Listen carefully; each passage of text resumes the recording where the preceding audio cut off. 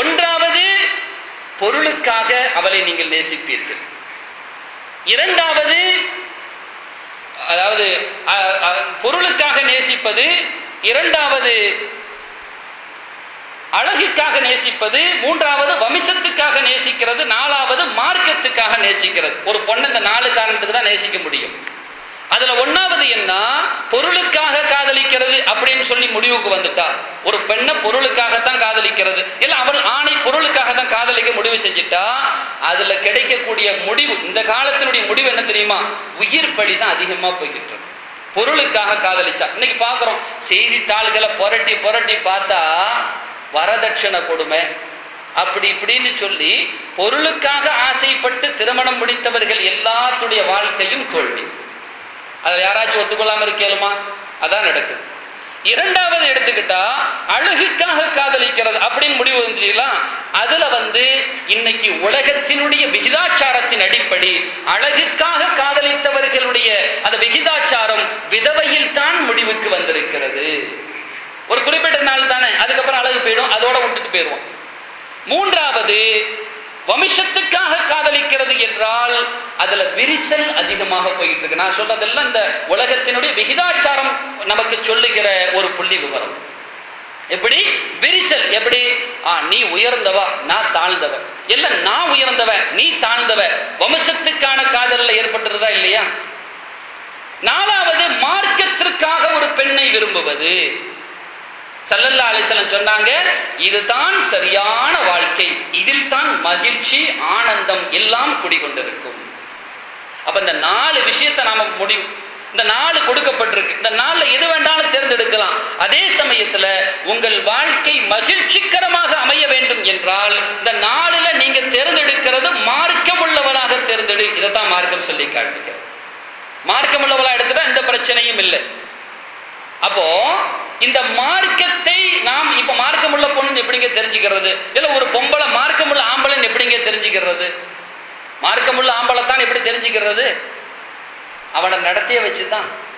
அல்லாஹ் சொல்லுவான், நாயகமே நீங்கள் சொல்லுங்கள் முஃமினான ஆண்களுக்கு, யகுல்லூமின் அபுசாரிஹிம் வயஹ்ஃபது ஃபுரூஜஹும், அவர்களுடைய பார்வையை தாழ்த்தி கொள்ள சொல்லுங்கள், அவர்களுடைய மர்மஸ்தானத்தை பாதுகாக்க சொல்லுங்கள், அதுதான் அவங்களுக்கு மிகப்பெரிய பரிசுத்தம் என்று அல்லாஹ் சொல்றான். பெண்களுக்கு அல்லாஹ் கட்டளை போடுவான், மூமினான பெண்மணிகளே நீங்க என்ன செய்யுங்க, உங்களோட பார்வைகளை தாழ்த்தி கொள்ளுங்கள். எனக்கு இந்த காதலுக்கு, இஸ்லாத்துல காதலுக்கு தடையான இது சொல்றீங்கன்னு கேட்காதீங்க. இப்ப இந்த அம்சம் எல்லாம் காதல் இப்ப இன்றைய கால காதலுக்கு பொருந்துமாங்கிறத யோசிச்சுக்கிறோம். இன்றைய கால காதல் என்ன சொல்றாங்க, ஒரு ஆணும் ஒரு பெண்ணையும் கூட்டிட்டு ரோடா சுத்துறது, இதாங்க நடக்குது. அல்ல இந்த பெண்ணோட பேசுறது, இது மார்க்கத்துல அனுமதிக்கப்பட்டிருக்கா? சற்று நம்ம யோசிச்சு பார்க்கிறோம். திருமணத்திற்கு முன்னால் திருமணத்திற்கு பின்னால் காதல 2 வகையா கூட பிரிக்கலாம். திருமண தீனா மூனா, தீனா பீனா. திருமணத்துக்கு முன்னால திருமணத்துக்கு பின்னால. திருமணத்திற்கு முன்னால் உள்ள காதல் அப்படிங்கிறது இஸ்லாத்தில் எந்த வகையில் அங்கீகரிக்கப்பட்டிருக்கிறது, திருமணத்திற்கு பின்னால் உள்ள காதல் எந்த வகையில் அங்கீகரிக்கப்பட்டிருக்கு நாம பார்க்கிறோம். இப்போ ஒரு பெண் வெளிப்படுகிற பொழுது ஸல்லல்லாஹு அலைஹி வஸல்லம் சொன்னாங்க, ஒரு பெண்ணுக்கு அழகு நாணம் வெட்கம் அவள் இல்லத்தில் இருப்பதுதான், இதுதான் ஒரு பெண்ணுக்கு அழகு. ஸல்லல்லாஹு அலைஹி வஸல்லம் சொல்றாங்க, எப்படி தெரியுமா? ஸல்லல்லாஹு அலைஹி வஸல்லம் அல் மர்அத்து அவ்ரத்துன், ஒரு பொம்பளை மறைக்க வேண்டியவள், அவள் மறைக்கப்பட வேண்டியவள். ஃபஇதா ஹரஜத், அவள் வெளிப்பட்டு விட்டால் இஸ்தஷ்ரஃபஹ ஷைத்தான், அவளை ரொம்ப அலங்காரமாக ஷைத்தான் காட்டிடுவான். திருமிதி ஷரீஃப்ல இந்த ஹதீஸ் பதிவு செய்யப்பட்டது. அப்ப அவ வீட்டிலே தான் இருக்கணும். இப்போ ஸல்லல்லாஹு அலைஹி வஸல்லம் சொல்றாங்க, அந்த ஷைத்தான் அவளோடு வெளிப்பட்டு விடுவான். நம்ம ஆரம்பத்துல ஓதுன ஒரு ஆயத்தை, குலிக்கல் இன்சானு லைஃபான்னு சொன்ன, மனிதன் பலகீனமாக படைக்கப்பட்டிருக்கிறான்னு சொல்லி, இதுக்கு முஃபஸ்ஸிரீன்கள் விளக்கம் கொடுக்கும்போது எது தெரியுமா சொல்றாங்க, இந்த மனிதன் பெண் விஷயத்தில் மிக பலகீனமாக இருக்கிறான்னு சொல்றாங்க முஃபஸ்ஸிரீன்கள். அல்லாஹ் சொல்றான் மனிதன் பலகீனமாக படைக்கப்பட்டிருக்கிறான், பெண்ணுடைய விஷயத்தில் மிக பலகீனமாக படைக்கப்பட்டிருக்கிறான் அந்த மனுஷன். ஏன்னா அப்படித்தான் அந்த கல்வி இருக்கு.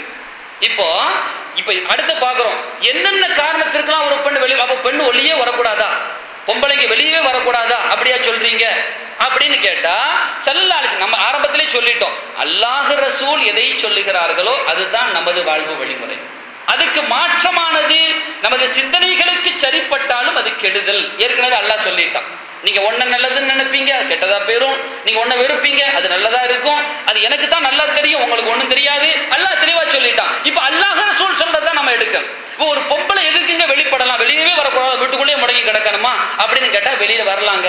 ஸல்லல்லாஹு அலைஹி வஸல்லம் அதுக்கு பதில் சொல்றாங்க, வெளியே வரலாம். கண்மணி ஸல்லல்லாஹு அலைஹி வஸல்லம் சொல்றாங்க, அன்னிசாஉ அவ்ரத்துன் ஃபஹ்பிஸூஹுன்ன ஃபில் புயூத். பெண்கள் மறைக்க வேண்டியவர்கள், மறைக்கப்பட வேண்டியவர்கள். ஏன் அவங்கள என்ன செய்யுங்க, ஃபஹ்பிஸூஹுன்ன ஃபில் புயூத், வீடுகளில் அவர்களை நீங்கள் சிறை பிடித்து வையுங்கள், வீட்டுக்குள்ளேயே வச்சிருங்க. என்னம்மா வீட்டுக்குள்ளே உட்கார்ந்து இருக்கிற, போ வெளியில அப்படின்னு இன்னைக்கு அனுப்புற ஆண்கள் இருக்கிற. வீட்டுக்குள்ளேயே புடிச்சு வைங்கன்னு சொல்றாங்க ஸல்லல்லாஹு அலைஹி வஸல்லம், வீட்டுக்குள்ளேயே வைங்க.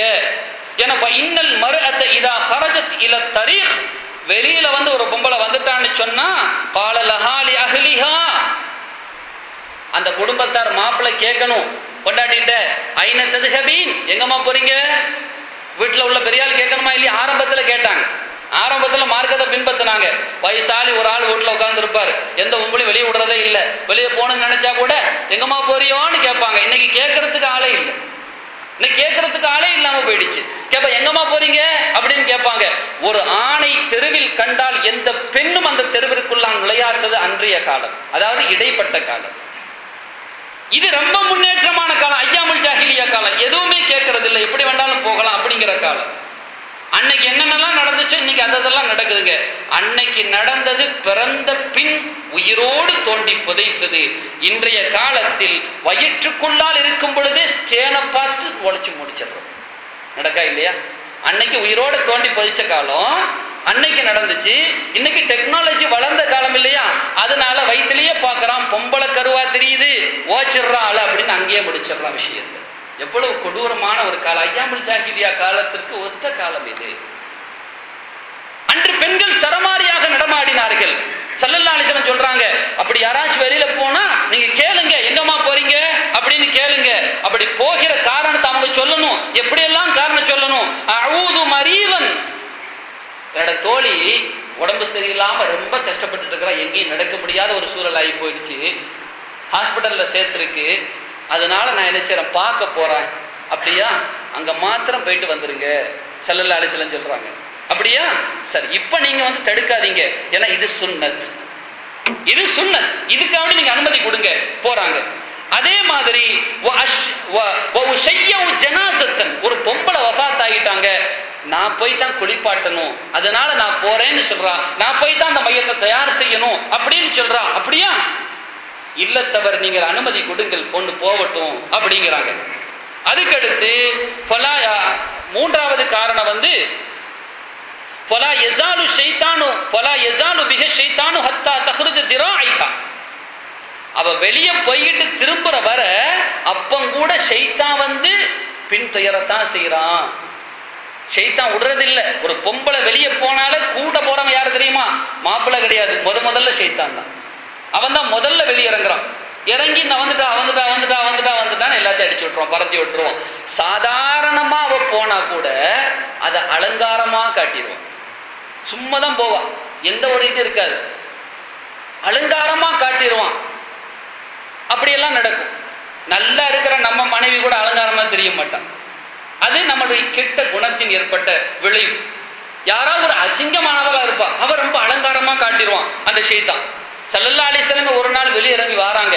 ரசூல் ஸல்லல்லாஹு அலைஹி வஸல்லத்துக்கு நடந்தவைகள் எல்லாம் நமது படிப்பினைகள், நல்ல விளங்கிக்கிறோம். அவங்களுக்கு அப்ப அவங்களும் ஆசைப்பட்டாங்களான்னு உடனே சிந்திச்சு வரீங்க, அதை நான் ஆரம்பத்திலேயே சொல்லிடுறேன். ஸல்லல்லாஹு அலைஹி வஸல்லம் ஒரு நாள் வெளியில வராங்க. வெளியில வந்தா ஒரு பெண்ணை பார்க்கறாங்க. அந்த பெண் ஸல்லல்லாஹு அலைஹி வஸல்லம் அந்நிய பெண்ணை பார்த்ததே கிடையாது, அப்படி பார்க்க மாட்டாங்க. அவங்களுக்கு ஷஹ்வத் அப்படிங்கிறது கூட கிடையாதுங்க.